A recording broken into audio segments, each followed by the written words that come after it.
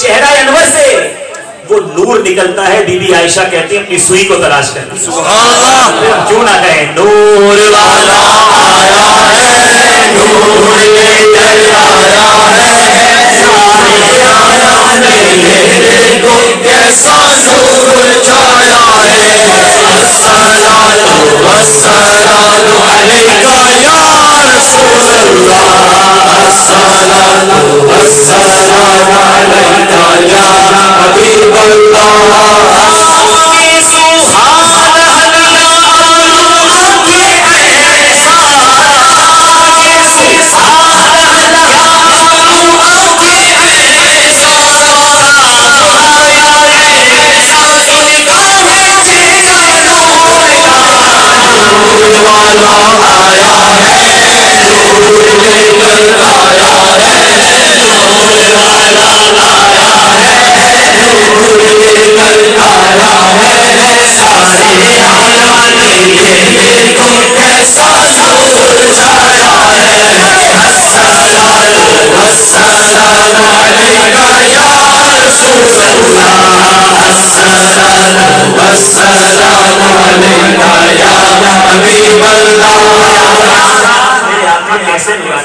एक सहाबी रसूल सल्लल्लाहु अलैहि वसल्लम सरकार के दरबार में हाजिर है। रात का वक्त हो गया, गुफ्तगू में ताखीर हो गई।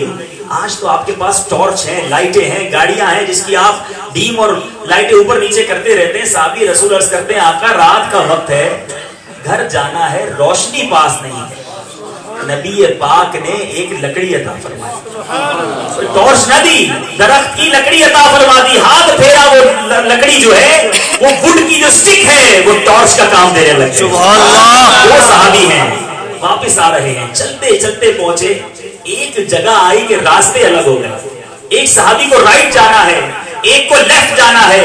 अब सोच रहे हैं कि डंडी लेकर कौन जाए, स्टिक लेकर कौन जाए। मैं ले जाऊंगा, दूसरा अंधेरे में आ जाएगा, दूसरा ले जाएगा, पहला अंधेरे में आ जाएगा। कहा नबी ने हाथ लगाया है, ऐसा करो दूसरी डंडी लाओ। सुभान अल्लाह। दूसरी वुड स्टिक ली, उससे टच करते हैं। मेरे आका का फैज कैसा जारी है, दूसरी भी टॉर्च का काम देना शुरू हो जाता है। अल्लाह ताला आपको बार बार मदीने की हाजिरी अता फरमाए। आज भी मदीना पाक में वो मस्जिद नूर वहां मौजूद है जहां मेरे आका के इस अजीम मौजज़े का ज़ुहूर हुआ। अरे जो नबी लकड़ी को हाथ लगाए वो नूरानी हो जाए, उस नबी के अपने नूर का आलम क्या होगा।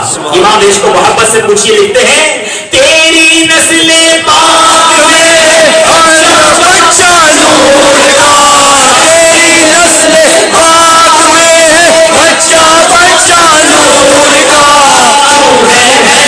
नूर तेरा सब नूर का, नूर वाला आया है, नूर लेकर आया है, नूर वाला आया है, नूर लेकर आया है। सारे आलम में मेरे को कैसा नूर छाया है।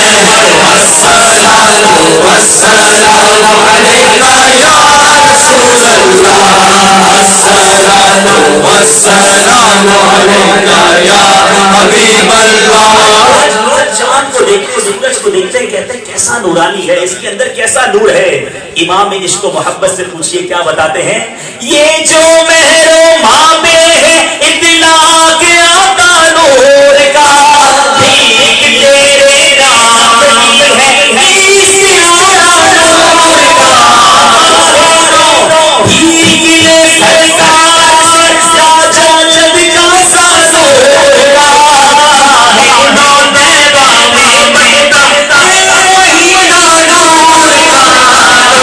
वाला आया है, नूर लेकर आया है, नूर वाला आया है, नूर लेकर आया है। सारे आलम में मेरे को कैसा नूर छाया है।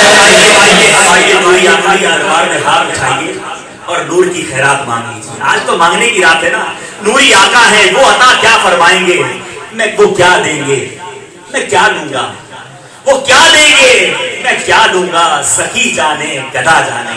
आप मानते हैं जो गदा दे तो चाचा है थोड़ा नूर का, जो गदा दे तो चाचा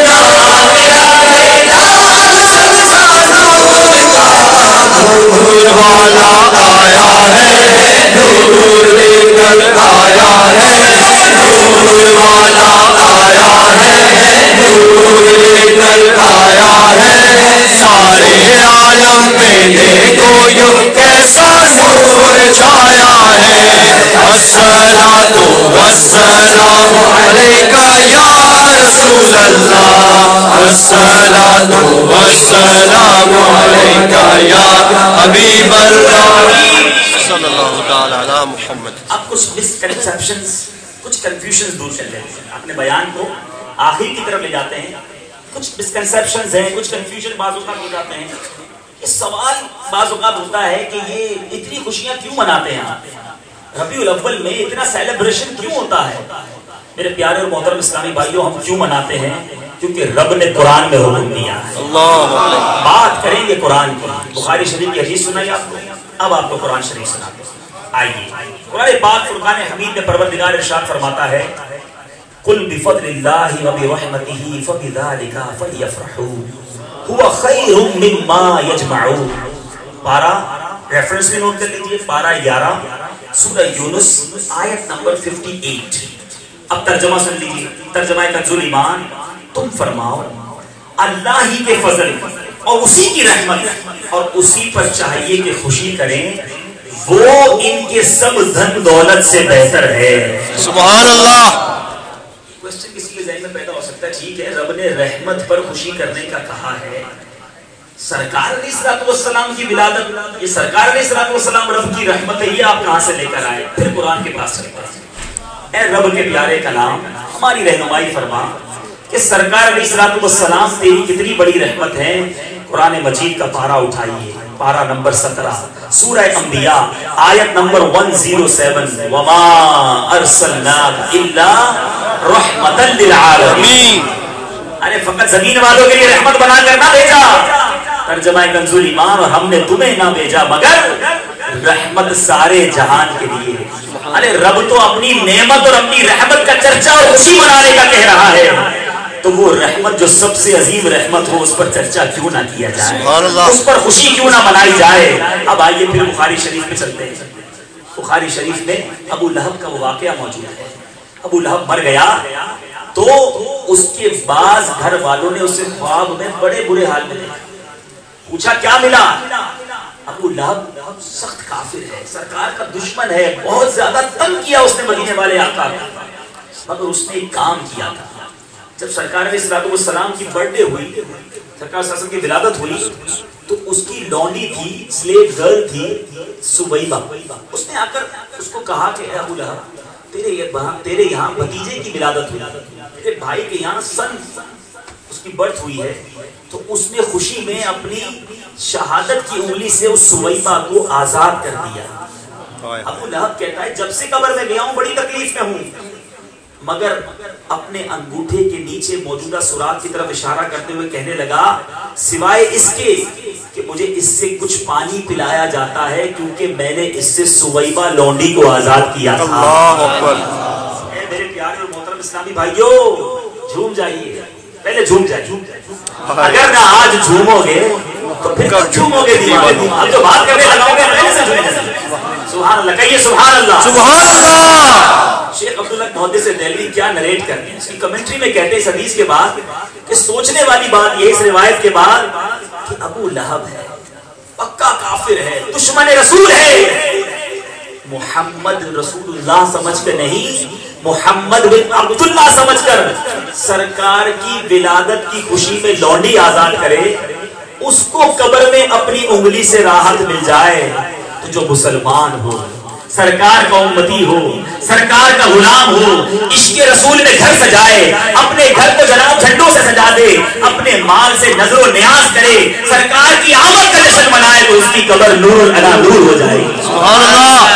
ہم بات اپنی نہیں کر رہے، قرآن و حدیث کی بات کر رہے ہیں. اب سوال بعض اوقات ایک کوسچن یہ بھی ہوتا ہے کہ جناب یہ آپ ولادت کی دنوں میں جھنڈے کیوں لگاتے ہیں، یہ فلیکس کیوں لگاتے ہیں؟ اے میرے پیارے اور محترم اسلامی بھائیوں، بی بی آمنہ رضی اللہ تعالیٰ عنہ فرماتی ہیں میں نے دیکھا کہ 3 جھنڈے نصب کیے گئے، ایک مشرق میں، دوسرا مغرب میں، تیسرا کعبے کی چھت پر، اور سرکار علیہ الصلوۃ والسلام کی ولادت ہو گئی. سبحان اللہ. جبھی تو ہم یہ جھنڈے کیوں لہراتے ہیں؟ روح الامین کعبے کی چھت پہ جھنڈا، روح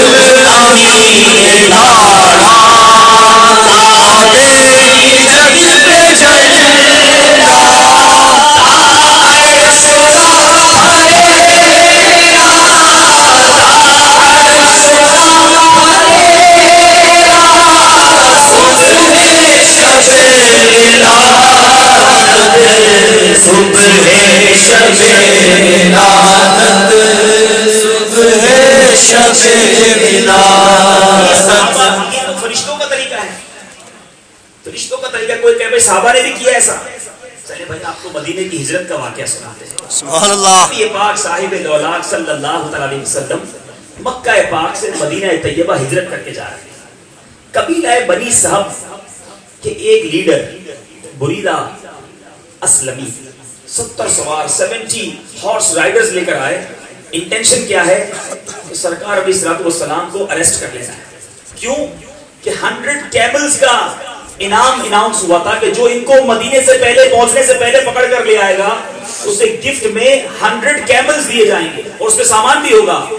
بریدہ اسلمی اپنے 70 ہارس رائڈرز کو لے کر پہنچے. کیپچر کر لوں گا. سرکار علیہ الصلوۃ والسلام کے پاس پہنچے. آئے تھے جان لینے، آقا کو دیکھ کر جان دینے والے بن گئے. سبحان اللہ. کیسا جلوہ تھا. کیا رب نے صورت بنائی میرے آقا کی. جو جان لینے آتا تھا دیکھنا تھا تو جان دینے والا بن جاتا. سبحان اللہ. وہی بریدہ اسلمی ریزسٹنس کرنے آئے تھے کہ آپ کو مدینے نہیں جانے دینا. وہ کہتے ہیں آقا مدینے جائیں گے تو شان سے جائیں گے. سبحان اللہ. آپ کے ساتھ میں بھی ہوں گا. آپ کا داخلہ بغیر جھنڈے کے نہیں ہونا چاہیے. اپنا نیزہ اٹھاتے ہیں، اپنا امامہ کھولتے ہیں اور اس امامے کو نیزے پر اٹھا کر مدینے کی گلیوں میں داخلہ ہو رہا ہے. اللہ تعالیٰ آپ کو بار بار مدینے کی حاضری عطا فرمائے. قبا کا وہ مبارک مقام دیکھنا نصیب فرمائے. وادی قبا میں جب یہ نورانی قافلہ داخل ہوتا ہے، ادھر بریدہ اسلمی کے ہاتھ میں مبارک جھنڈا ہے، صحابہ اکرام کا جھرمٹ ہے. مدینے والے آقا مدینے میں داخل ہو رہے ہیں. اللہ اللہ، مدینے کی بچیوں نے، مدینے کے گھر والوں نے کس محبت اور کس شوق و شوق کے ساتھ اپنے آقا کا مدینے میں استقبال کیا اور وہ ترانہ گایا. آئیے اس دن کی یاد بھی مل کر مناتے ہیں.